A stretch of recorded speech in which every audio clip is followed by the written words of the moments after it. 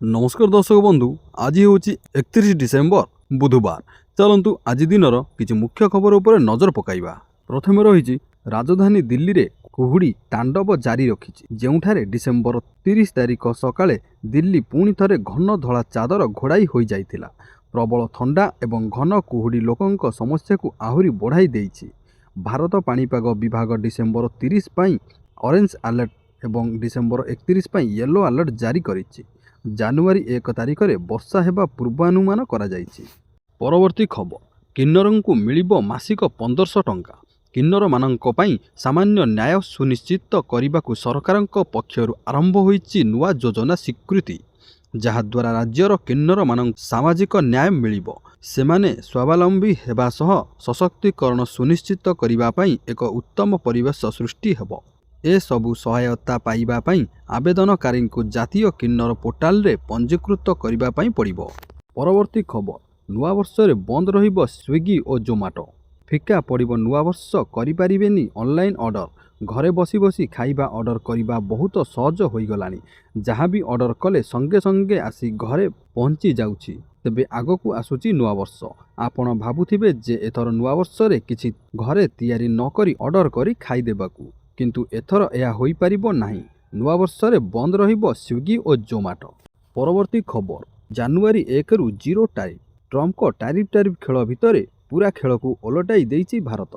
गोटिए पर गोटिए देश सह भारत 0 टैरिफ डील करिबारे सफल हेउछि। पूर्व न्यूजीलैंड और ओमान चुक्ति पर भारत ऑस्ट्रेलिया वाणिज्य चुक्ति रे नुआ मोड़ आसीछि।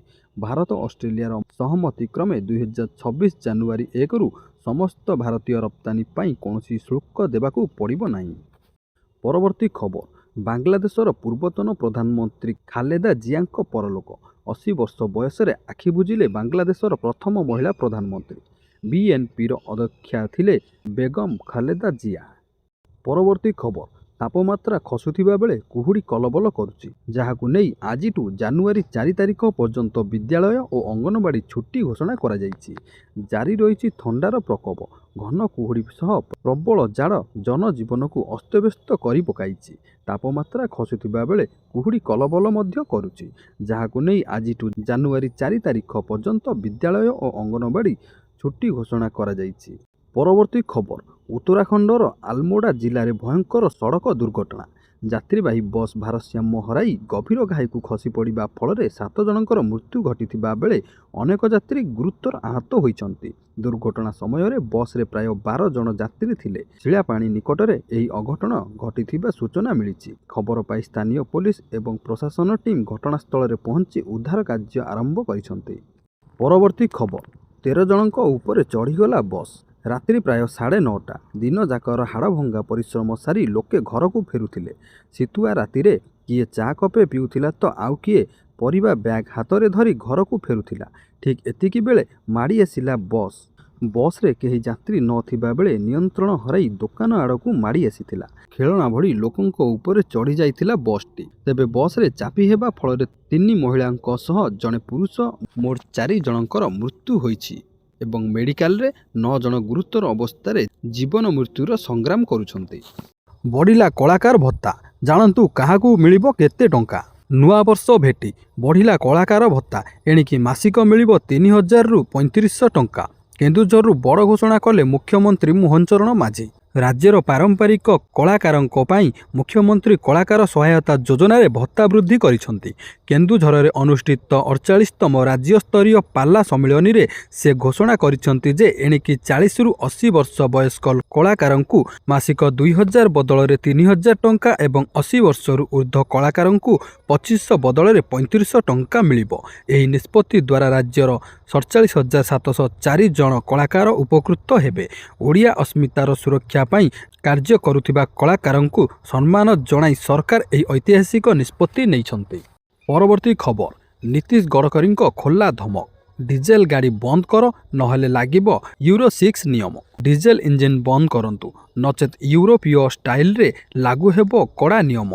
गाड़ी निर्माता कंपनी को केंद्र मंत्री नीतीश गडकरींक खोला धमक। नागपुर एक कार्यक्रम रे गडकरी स्पष्ट करिसंती जे जदि कंपनी माने पेट्रोल डीजेल बदल रे इथानल एवं CNG କିମ୍ବା ହାଇଡ୍ରୋଜେନ୍ ଭଳି ବିକଳ୍ପ ଇନ୍ଧନ ନ ଆଣନ୍ତି ତେବେ ବାଧ୍ୟ ହୋଇ ୟୁରୋ 6 ନିୟମ ଲାଗୁ କରାଯିବ।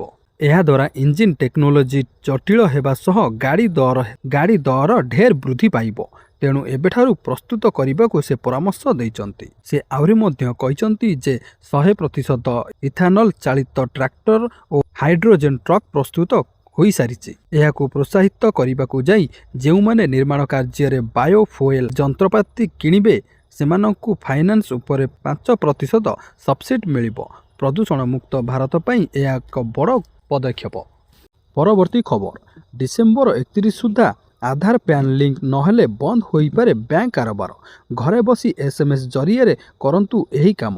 ଯଦି ଆପଣ ଏଯାଏଁ ଲିଙ୍କ କରିନାହାନ୍ତି ତେବେ ଆଗକୁ ITR ରିଫଣ୍ଡ ମିଳିବ ନାହିଁ ଏବଂ ବ୍ୟାଙ୍କରେ 50,000ରୁ ଅଧିକ ଟଙ୍କା ଜମା କରିପାରିବେ ନାହିଁ।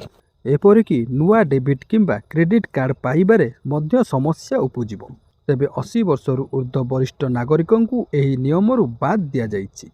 ସହଜରେ ଲିଙ୍କ କରିବା ପାଇଁ ମୋବାଇଲରୁ ଟାଇପ୍ କରନ୍ତୁ UID ପ୍ୟାନ୍ ସ୍ପେସ୍ ଦେଇ 12 ଅଙ୍କ ଆଧାର ବିଶିଷ୍ଟ ନମ୍ବର ଡାଏଲ୍ କରନ୍ତୁ ସ୍ପେସ୍ ଦେଇ 10 ଅଙ୍କ ବିଶିଷ୍ଟ ପ୍ୟାନ୍ ନମ୍ବର ଦେଇ ପଠାଇ ଦିଅନ୍ତୁ 567678 କିମ୍ବା 56161 ନମ୍ବରକୁ। ଶେଷ ତାରିଖ ପରେ ଆପଣଙ୍କୁ ବଡ଼ ଧରଣର ଜୋରିମାନା ସହ ଅନେକ ଆର୍ଥିକ କଟକଣାର ସାମ୍ନା କରିବାକୁ ପଡ଼ିପାରେ। ତେଣୁ ଆଜି ହିଁ ପ୍ରକ୍ରିୟା ଶେଷ କରନ୍ତୁ। ପରବର୍ତ୍ତୀ ଖବର, 1300 କୋଟିର ବକେୟା ଚାଲାଣ ଆଦାୟ ପାଇଁ ସରକାରଙ୍କ ନୂଆ ଯୋଜନା। ଗ୍ରୀନ୍ ଷ୍ଟିକର ନଥିଲେ ମିଳିବନି ପେଟ୍ରୋଲ, ହେଲେ ରାଜ୍ୟରେ ଷ୍ଟିକରର ଦେଖା ନାହିଁ। ପରିବହନ ବିଭାଗର ଏହି ନୂଆ ନିୟମକୁ ନେଇ ଜନ ଅସନ୍ତୋଷ ବଢ଼ିବାରେ ଲାଗିଛି। ଖୋଦ୍ ମନ୍ତ୍ରୀ ସ୍ୱୀକାର କରିଛନ୍ତି ଯେ ଫେବୃଆରୀରେ ଷ୍ଟିକର ଆସିବ। ତେବେ ବିନା ଷ୍ଟିକରରେ କିପରି ନିୟମ ଲାଗୁ ହେଲା ତାହା ପ୍ରଶ୍ନବାଚୀ। ବାସ୍ତବରେ ଯାହାର ପୁରୁଣା ଜୋରିମାନା ବାକି ଅଛି ସେମାନଙ୍କର ଅନଲାଇନରେ PUC ବାହାରୁ ନାହିଁ। ତେଣୁ ଲୋକଙ୍କୁ ବାଧ୍ୟ ହୋଇ ପୁରୁଣା ଫାଇନ୍ ଭରିବାକୁ ପଡ଼ୁଛି। ପେଟ୍ରୋଲ ପମ୍ପ ଯୋଗାଣ ବିଭାଗ ଅଧୀନରେ ଥିବାବେଳେ ପରିବହନ ବିଭାଗ ତେଲ ବନ୍ଦ କରିବା ବେଆଇନ ବୋଲି ଚର୍ଚ୍ଚା ହୋଇଛି। କେବଳ ମାର୍ଚ୍ଚ 31 ସୁଦ୍ଧା ରାଜସ୍ୱ ଟାର୍ଗେଟ ପୂରଣ ପାଇଁ ଏଭଳି କରାଯାଉଥିବା ଅଭିଯୋଗ ହୋଇଛି। ପରବର୍ତ୍ତୀ ଖବର, ଜିରୋ ନାଇଟ୍ ପାଇଁ ଟ୍ୱିନ୍ ସିଟିରେ କଟକଣା। ଚେତାବନୀ ଦେଇଛନ୍ତି ପୋଲିସ କମିଶନ S ଦେବଦତ୍ତ ସିଂ। ରାତି 12ଟା ପରେ ମ୍ୟୁଜିକ୍ ମନା। ଟ୍ୱିନ୍ ସିଟି ସୁରକ୍ଷା ପାଇଁ 18 ପ୍ଲାଟୁନ୍ ଫୋର୍ସ ନିୟୋଜିତ। 29ଟି ସ୍ଥାନରେ ପୋଲିସର କଡ଼ା ନଜର ରହିବ। 5ଟି କ୍ୱିକ୍ ରିଆକ୍ସନ ଟିମ୍ ସଜାଗ ରହିବେ। ସମସ୍ତ ଥାନା ଅଞ୍ଚଳରେ ସେହି ଥାନା ଅଧିକାରୀ ଏକ ପେଟ୍ରୋଲିଂ ଟିମ୍ ବ୍ୟବସ୍ଥା କରିବେ। ତେବେ ମଦ୍ୟପାନ କରି ଘରକୁ ଫେରିବା ପାଇଁ ପ୍ଲାନିଂ ଥିଲେ ସାଙ୍ଗରେ ଡ୍ରାଇଭର ଧରି ଆସନ୍ତୁ ବୋଲି କହିଛନ୍ତି ପୋଲିସ କମିଶନ। ମଦ୍ୟପାନ କରି ଗାଡ଼ି ଚଳାଉଥିଲେ ଗାଡ଼ି ଜବତ ସହ ଡ୍ରାଇଭର ଯିବେ ଜେଲ୍। ରାଜଧାନୀରେ 18ଟି ସ୍ଥାନରେ ନାକାବନ୍ଦୀ ରହିବ। ହୋଟେଲ ବାର ପବ୍ରେ 12 ପରେ କାର୍ଯ୍ୟକ୍ରମ ବନ୍ଦ। ପରବର୍ତ୍ତୀ ଖବର, ସୁଭଦ୍ରା ଯୋଜନା ନେଇ ଆସିଲା ବଡ଼ ଅପଡେଟ୍। ଶ୍ରୀମତୀ ପ୍ରଭାତୀ ପରିଡ଼ା ଦେଲେ ବଡ଼ ସୂଚନା। ନୂଆ ବର୍ଷରେ ଆଉ ମାର୍ଚ୍ଚ 8 ତାରିଖରେ ମିଳିବା ପାଇଁ ଯାଉଛି ସୁଭଦ୍ରା ଯୋଜନା ଟଙ୍କା।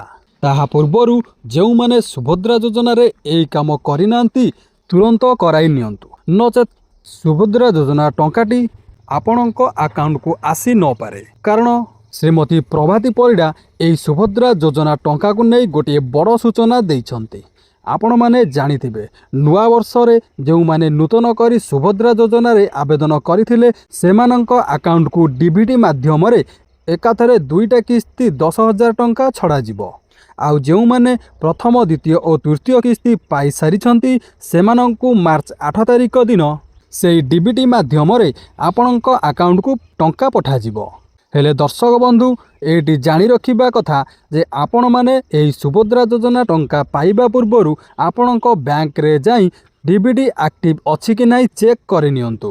ଆପଣମାନେ ଜାଣିଥିବେ ଏହି ସୁଭଦ୍ରା ଟଙ୍କାଟି କେବଳ DBT ମାଧ୍ୟମରେ ହିଁ ଆକାଉଣ୍ଟକୁ ଆସିଥାଏ। ଯଦି ଆପଣଙ୍କର DBT ଆକ୍ଟିଭ୍ ନଥିବ କି ଇନ୍ଆକ୍ଟିଭ୍ ଥିବ ତାହେଲେ ଏହି ସୁଭଦ୍ରା ଟଙ୍କାଟି ଆପଣ ପାଇପାରିବେ ନାହିଁ। ଏହି DBT କାରଣ ଯୋଗୁଁ ବହୁ ହିତାଧିକାରୀମାନଙ୍କର ଟଙ୍କା ଏପର୍ଯ୍ୟନ୍ତ ମଧ୍ୟ ଆକାଉଣ୍ଟକୁ ଆସିପାରୁନାହିଁ। ତେଣୁକରି ଆପଣମାନେ ଆପଣଙ୍କ ବ୍ୟାଙ୍କରେ DBT ଆକ୍ଟିଭ୍ ଅଛି କି ନାହିଁ ତୁରନ୍ତ ଚେକ୍ କରନ୍ତୁ। ଏଥିପାଇଁ ଆପଣମାନେ ଆପଣଙ୍କର ବ୍ୟାଙ୍କକୁ ଯାଇ ଚେକ୍ କରିପାରିବେ, ନଚେତ୍ ସୁଭଦ୍ରା ଯୋଜନା ପୋର୍ଟାଲକୁ ଯାଇ नाउ योर स्टाटस को जाई आपण माने आपणकर डीवीडी एक्टिव अछि कि नाही चेक करि परिबे। ताहा सहित आपणकर मोबाइल नंबर आधार कार्ड रे लिंक थिबा निहाती जरूरी अटे। जदि आपणकर मोबाइल नंबर आधार कार्ड रे लिंक नथिबो ताहाले मध्य आपणकर सुभद्रा टंकाटी आसी परिबो नाही। तेणु करी दर्शक बंधु सुभद्रा योजना रे मिलिबाको थिबा चतुर्थ किस्ती ताहा सहित नुआ वर्ष रे जेउ नूतन हिताधिकारी माननकु एकाथरे 10,000 टंका मिलिबा पई जाउची सेमाने मध्य निज निजर डीवीडी चेक करि नियंतु। परवर्ती खबर सुप्रीम कोर्ट को बड़ राय एक्सपायरी डीएल आउ चलिबनी। तेबे सुप्रीम कोर्ट एक गुरुत्वपूर्ण राय रे स्पष्ट करिसंती जे एक्सपायरी ड्राइविंग लाइसेंस को कोनोसी परिस्थिति रे वैध बोली विवेचना कराजिबो नाही। पूर्वरु अवधि सरिबा परे नवीकरण पई 1 मास ग्रेड पीरियड मिलुथिला किंतु मोटर जान आईन 2019 अनुजाई यही व्यवस्था को एबे संपूर्ण उच्छेद करा जाइछि। अर्थात लाइसेंस रो तारीख सरिबा पर दिन ठारू ही आपण गाड़ी चलाइबाकू आईन तो अयोग्य। तेणु मोटा अंकर जरिमाना और आईनगत झामलारू बंचिबा पई अवधि शेष हेबा पूर्वरु ही निजर लाइसेंस नवीकरण कराई नियंतु। परवर्ती खबर नुआ वर्षरू एमानंकु मिलिबनी राशन डिसेम्बर 31 सुधा करनियंतु एही काम। केंद्र सरकारक निर्देश अनुसार राशन कार्ड सह आधार संजोग बा ई-केवाईसी करिबा एबे बाध्यतामूलक होई जाइछि। जदि आपण निर्धारित समय सीमा मध्य रे एही काम न सारंती तेबे जनवरी 1 रु राशन सामग्री सह अन्यान्य 7टी सरकारी योजनार लाभरू वंचित हेबे। एथिपई चिंता करिवार कोनोसी कारण नाही। आपण घरे बसी मोबाइल रे माई केवाईसी ऐप जरिया रे किंबा निकटस्थ डीलर पॉइंट को जाई बायोमेट्रिक देई सहजरे एहा करि परिबे। हातरे आउ मात्र अल्प दिन बाकी अछि। तेणु अवहेला न करी आज ही परिवारर समस्त सदस्यंक ई-केवाईसी अपडेट कराई नियंतु। पीएम किसान को नहीं आसिला बड़ खबर। प्रधानमंत्री किसान सम्मान निधि योजना देशर लक्ष लक्ष चाषी एक गुरुत्वपूर्ण आश्वस्ति प्रमाणित होइछि। सेहिपरि प्रधानमंत्री किसान सम्मान निधि योजनार 22तम किस्ती संपर्क में पुणी थरे आलोचना जोर धरिछि। नूतन वर्ष 2026 आरंभ में चाषी माने खुशी खबर पाइबे बोली आशा करा जाउछि। पूर्व 21तम किस्ती 19 नवेम्बर 2025 रे जारी करा जाइथिला, जेउथिरे देशर 9 कोटी रु अधिक चाषी बैंक अकाउंट को सीधा सड़क 2000 टंका स्थानांतर करा जाइथिला।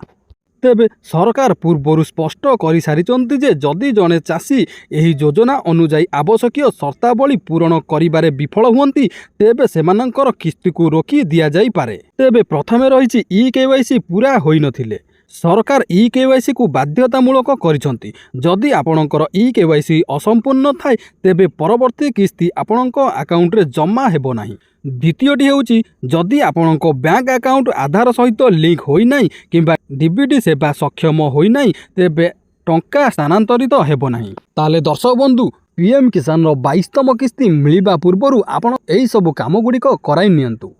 परवर्ती खबर ई श्रम कार्ड थिले मिलिबो बड़ फायदा। खाता को आसीबो 1500 टंका सह मिलिबो 2 लाख टंकार बीमा।